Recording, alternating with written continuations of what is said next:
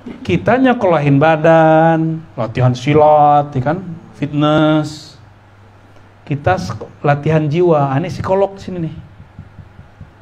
Ya. Akal sampai S3 kan? Ini sampai di sini, kita sekolah udah sampai ke sini.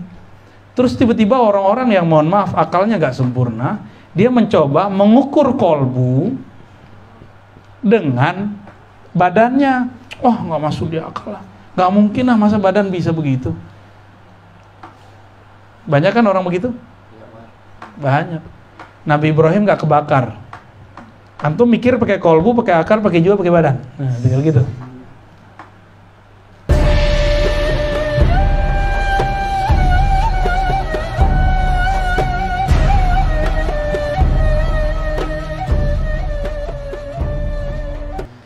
Kolbu itu kalau di tubuh disebut jantung.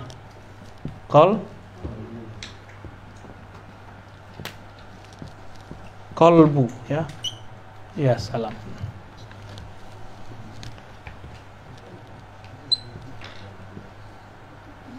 Nah, kira-kira begitulah ya. Gimana, Cum? Loh. Si kolbu ini ya, di dalam dirinya itu ada struktur-struktur. Ini namanya fuad. Ada lagi namanya lub. Ingat ya, ini bakal kita ulang-ulang sampai kiamat. Biar oke masuknya. Lub itu inti. Tapi di dalam inti itu ada inti lagi. Sir. Sir itu adalah metadata daripada ilmu ma'rifat. Boleh disebut juga Play Store-nya kolbu. Play Store-nya kolbu. Harus bisa di-download dulu. Harus punya email dulu. Baru bisa ngedownload dari sini. Gak punya email gak bisa. Ya, email itu yang disebut nama ruh. Ya. Dalamnya ini tambah ke dalam nih, ruh. Tapi tambah ke dalam, tambah luas. Kalau digambar kan kayaknya tambah kecil ya. Tapi sebenarnya tambah ke dalam, unlimited. Allah itu mandang ke kolbu. Allah nih ya. Ini simbol aja. Allah mandang ke kolbu. Apanya yang dipandang dari kolbu?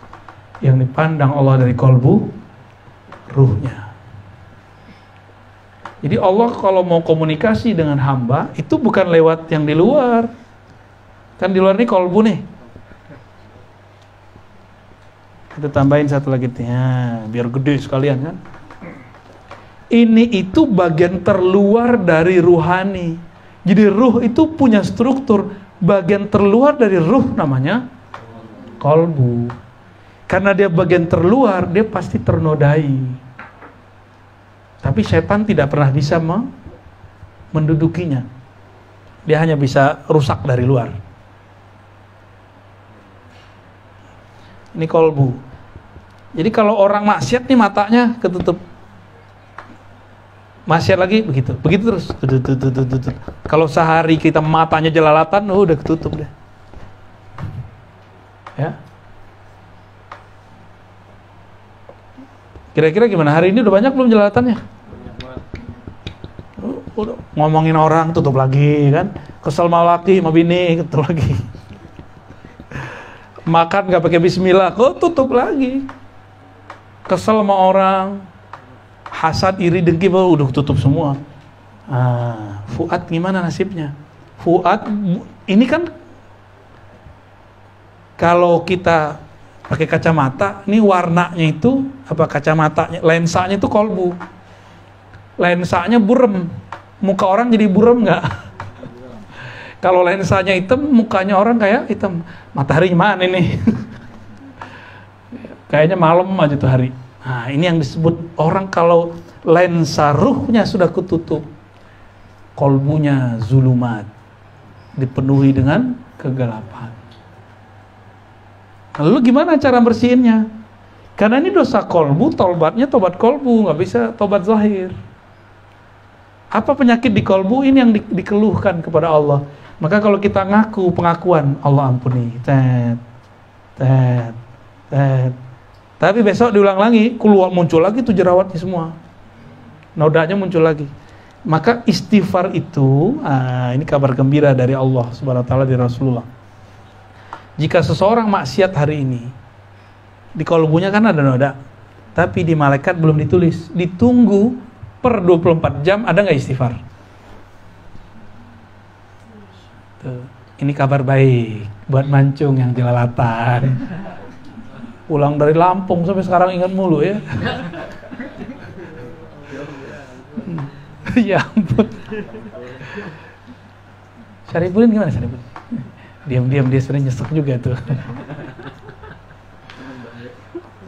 Jadi kita ini sebenarnya ruhnya nggak pernah tersentuh oleh keburukan. Dia cuma kacamatanya ketutup gitu. Nah, kacamata ini tergantung akalnya disekolahin apa enggak, itu ngaruh juga tuh. Nah, bagian terluar ini namanya akal. Bagian terluarnya lagi namanya jiwa, nafs. Bagian terluarnya lagi badan atau jasad. Ini kita nyekolahin badan, latihan silat, ya kan, fitness. Kita latihan jiwa. Ini psikolog sini nih. Ya. Akal sampai S3 kan? Dia sampai S2, S3 1. Tapi bisa jadi GM ya, keren.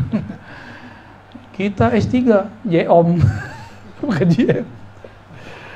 Ini sampai di sini, kita sekolah udah sampai ke sini. Terus tiba-tiba orang-orang yang mohon maaf akalnya gak sempurna, dia mencoba mengukur kolbu dengan badannya. Oh, nggak masuk di akal lah. Nggak mungkin lah masa badan bisa begitu. Banyak kan orang begitu? Banyak.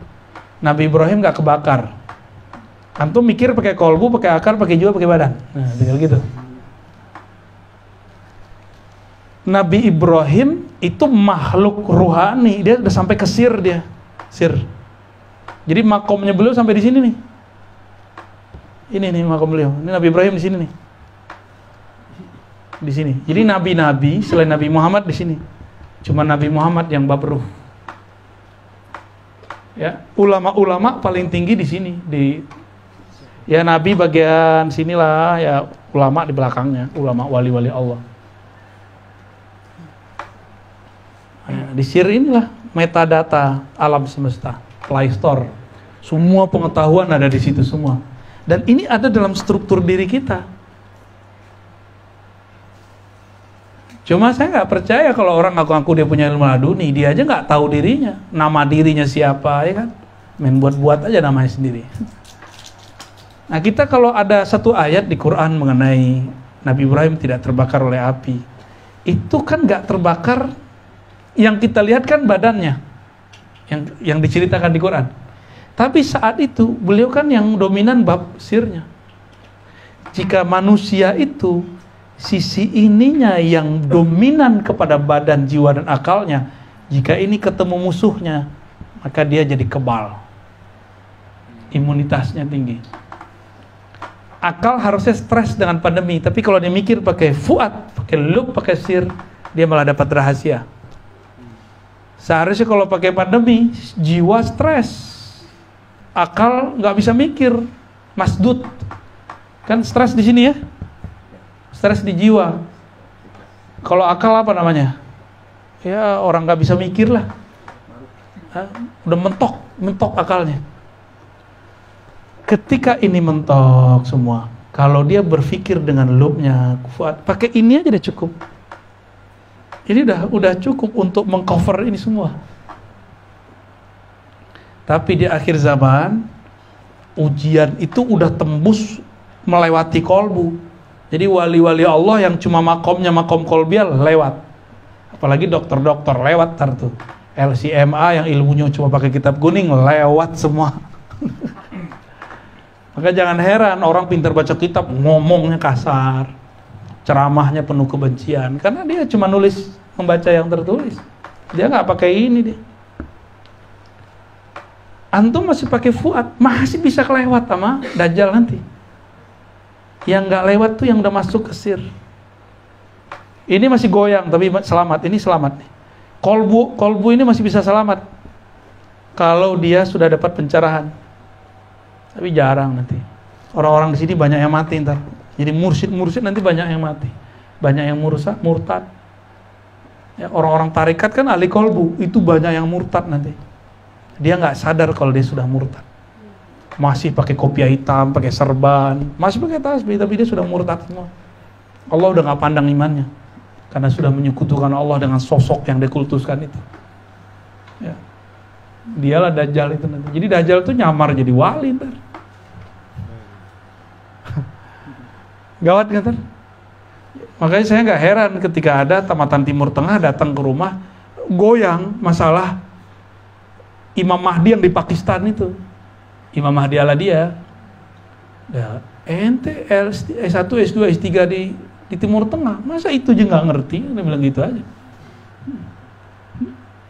Ada cara jawabnya. Ini rahasia, antar kita jelasin ya.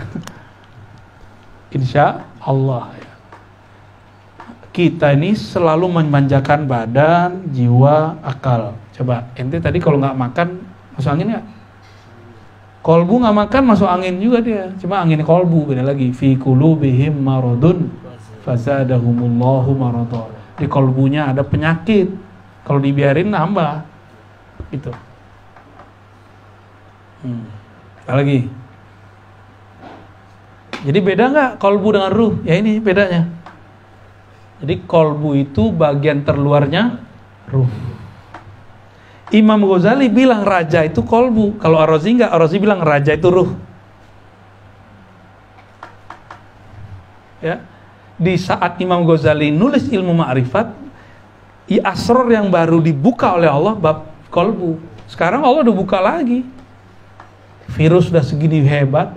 Kitab Sahih Bukhari dulu orang nyarinya harus berbulan-bulan baru khatam, mau cari kemana-mana. Sekarang download di internet kan. Maka semudah apa sekarang belajar ilmu-ilmu hadis yang dulu didapat 3 bulan, 7 bulan, 7 tahun. Sama, ilmu ruh ini nanti akan Allah turunin. Yang penting tahu cara downloadnya. Bisa di-download. Ya, masa Sahih Bukhari bisa di-download. Ya. Apalagi film bisa di-download kan? Film di sini bisa di-download. Isra Mi'rajnya Nabi itu bisa di-download. Bisa di-copy ulang. Nabi Ibrahim bisa diputar ulang itu. Cuma dia harus pakai masuk ke alam sirnya. Ya, hati-hati. Kalau nggak kenal hakikat ruh, bisa-bisa yang masuk iblis. Disambat sama iblis. Ini kita hati-hati aja di situ. Jadi kalau ada pengalaman rohani, jangan dikagum-kagumi, biasa aja. Ya. Tepis. Gitu. Gitu aja. Bukan kita menolak, menepis dalam artian jangan merasa spesial. Merasa biasa aja, aku hamba Allah, udah selesai. Gitu ya.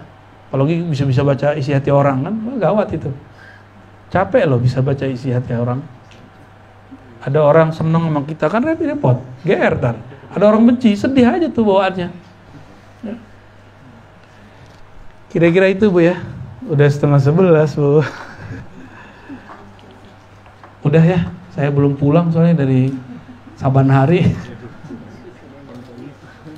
Udah jadi Bang Toyib Bu ya. Ibu kalau punya laki kayak saya kayaknya stres sendiri dah. Baik, semoga ini adalah awal yang baik. Mukadimah mulu dari kemarin ya, tapi beda ya kajiannya dengan sebelumnya. Beda nggak? Beda ya, alhamdulillah. Nggak mau juga saya ngulang-ngulang gitu. Untuk itu mari kita baca surah Al-Fatihah. Semoga Allah mencahayai badan, jiwa, akal, qalbu, fuad, lub, sir dan ruh kita semua. Al-Fatihah. Ya.